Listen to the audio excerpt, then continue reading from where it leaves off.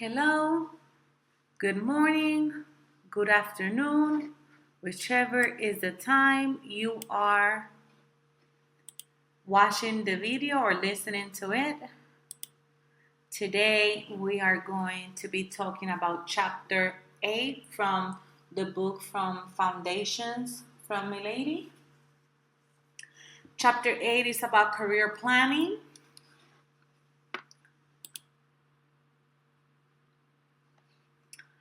Explaining career planning. There are plenty of great jobs out there.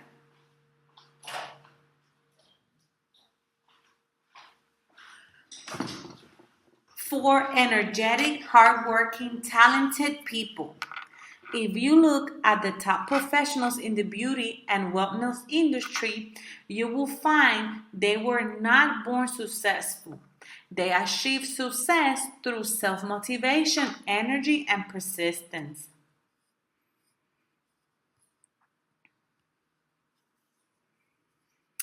Review the state licensing examination process. Before you can land the professional position you are hoping for, you must pass the state licensing examinations, usually a written and practical exam, and secure the required credentials from your state licensing board by filling out an application and paying a fee. Many factors will affect how well you perform during that licensing examination and on tests in general. They include your physical and psychological state, your memory, your time management skills, and your academic skills, such as reading, writing, note taking, test taking, and general learning. Being test-wise means understanding the strategies for successfully taking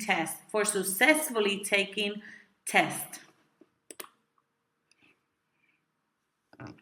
Preparing for the written exam. A text-wise student begins to prepare for a test by practicing good study habits and time management. These habits include the following: have a plan, read content carefully, keep well organized notes, develop a detailed vocabulary list, take effective notes during class, organize and review handouts, review past quizzes and tests, listen carefully in class for cues and clues that might be on your test, like today's reading. More holistic things will include make yourself mentally ready, get plenty of rest the night before the test, dress comfortably and professionally, anticipate some anxiety. So you are going to be anxious because you're going to get nervous, and that's normal. Avoid cramming the night before an examination, so don't wait till the last minute to study. Find out if your state uses computers for the written portion of the test. It might be writing, it might be on computer, depending in the state you're located. In North Carolina, is on a computer. If possible, do a test drive. You don't want to be late to your test because they're going to put you a 0. They won't let you take the test. So if I were you and you don't know how to get to the place, I will do a test drive, make sure I know where the parking, what the door I go in, and then I'm safe for the day of my test.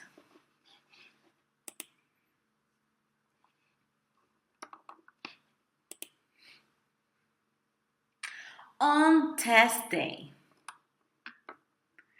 That day, I'm going to make sure I eat breakfast, I'm relaxed, I review the material lightly, and I arrive early at the place. During the test, I will read all reading directions carefully. If there are things I don't understand, I will ask the examiner.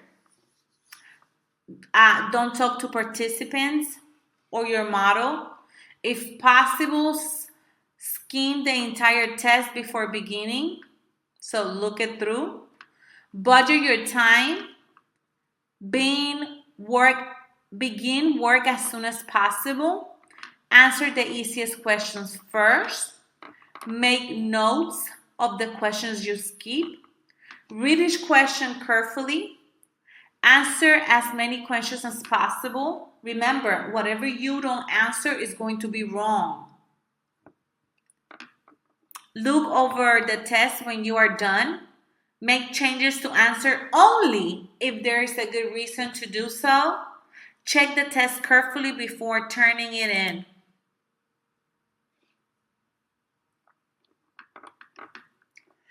Understanding the text format. So we need to understand a couple of things, and some of these says to know deductive reasoning. This is the process of reaching logical conclusions by employing logical reasoning. Deductive reasonings used as the test-taking technique very often leads to better test results regardless of the exam format. Study the STEM, which is the basic question or problem. It will often provide a clue to the correct answer. Practical exams. After completing their school's curriculum, examinations candidates should be competent in their technical skills and ready for state board practical exams were required. Although performance criteria for practical examinations vary from state to state. In the state of North Carolina, you have to do a practical exam. For that day, make a list of equipment and implements you are expected to bring to your examination so you can complete your exam and have a passing grade. Discover potential employers. How will you know where you want to work? Your willingness to work hard is the key ingredient to your success. A shop survey. The beauty and wellness industry is enormous, employing over 1 million professionals in almost as many different establishments. So we have different opportunities, and we're going to see them here. Independent shops owned by an individual or two or more partners. This kind of operation makes up the majority of professional salons, spas, and barbershops. The typical independent shop has 5 stations, but many can have up to 40. Usually, the owners are beauty professionals who maintain their own clientele while managing the business. Independent chains. These are usually chains of 5 or more shops that are owned by one individual or 2 or more partners. Large national chains. These companies operate salons, spas, or barbershops throughout the country and even internationally. Management and marketing professionals at the corporate headquarters make all the decisions for each salon, spa, or barbershop, such as size, decor, hours, services, prices, advertising, and profit targets. Many newly licensed professionals seek their first jobs in national chains because of the secure pay and benefits. Additional pay, training, management opportunities.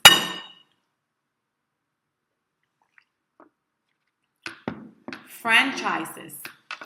Another chain organization The franchise salon has a national name and a consistent image and business formula that are used at their every location. I'm gonna put you an example. McDonald's. You can get at McDonald's if you want. I can get at McDonald's. I go fill out the paperwork to use their name, to use McDonald's. I have to pay them to use them. But I cannot have my employees use another uniform. The M cannot be pink, cannot be blue. It has to be yellow.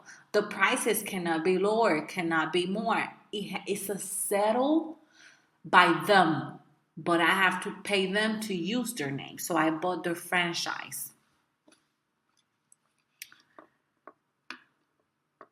Basic value prices operations, often located in busy shopping center strips that are anchored by a nearby supermarket. Mid-price, full-price shop. The salon spas or barbershops offer a complete menu of services along with retail products. High-end shops or day spas. This type of business employs well-trained beauty professionals and assistants who offer higher price services to clients. They also offer luxurious extras. Booth or suite rental.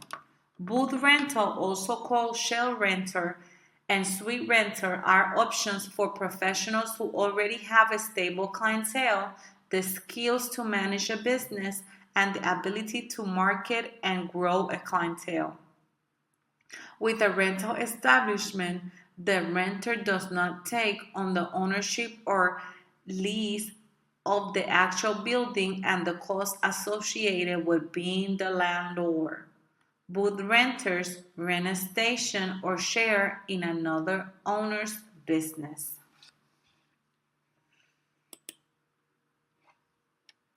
Targeting the establishment. It bears repeating that one of the most important steps in the process of job hunting is narrowing your search. Listed below are some points to keep in mind when targeting potential employers. Accept that your first job will probably not be your dream job. Few people are so fortunate. Do not wait until graduation to begin your search. Locate a salon or spa that serves the type of clientele you wish to serve. Making contact. To set up a shop visit, consider the following. If you call, use your best telephone manner, speak with confidence and self-assurance. Explain that you are preparing to graduate from a beauty school. If the person is receptive, ask whether the salon is in need of any new professional. Ask if you can make an appointment to observe during the next few weeks. Remember that a rejection is not negative reflection on you. Many professionals are too busy to make time for this kind of networking. The shop visit.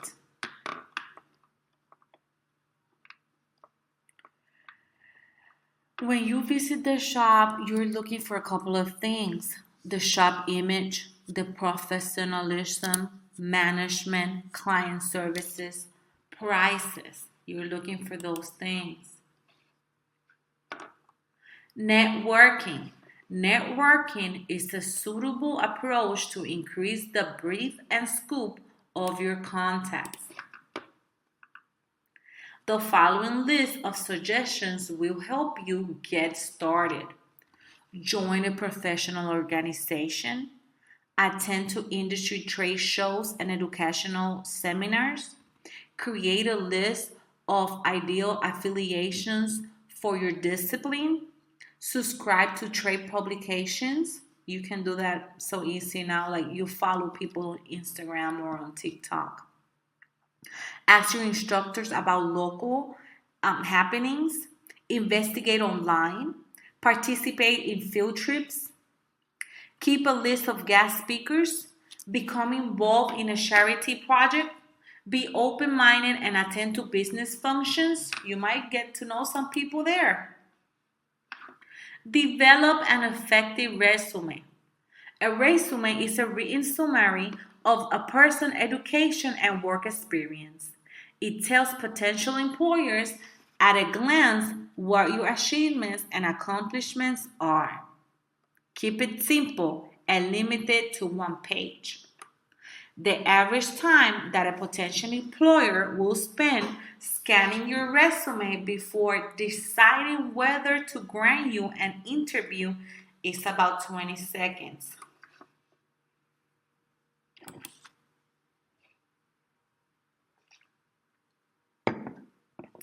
When you create your resume, always put your complete contact information on your resume. If it doesn't have a phone number on an email, they won't contact you. How are they going to contact you without it? Make it easy to read. Know your audience.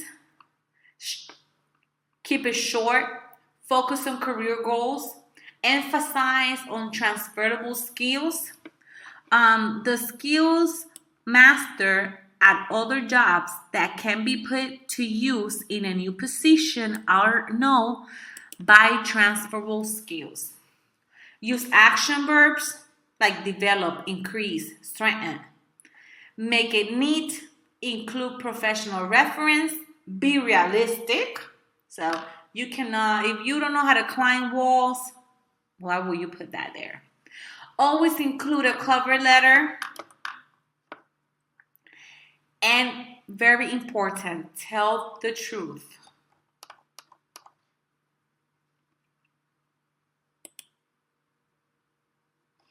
Prepare for a job interview in the beauty industry. After you have graduated and completed the first two steps in the process of securing employment, targeting and observing salons, you are ready to pursue employment in nearest.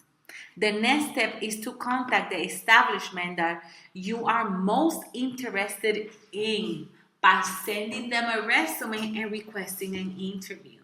Choosing a salon that is the best match to your skills will increase your chances of success. Example, you don't know how to do nails and you apply in a salon where you have to do all hair and nails. That's not a place for you then. Make your calendar to remind yourself to make a follow-up contact. A week after submitting your resume is generally sufficient.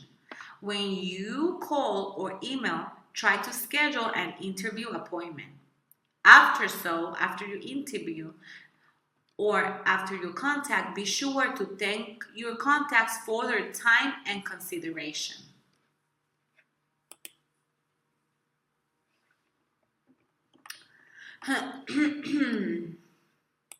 And up to right here is going to be our chapter number 8 of career planning. I hope this is of great help to you. And I will see you on the next video. May you have a good morning, good afternoon, or good night, whichever was the time that you log in and watch us. See you next time.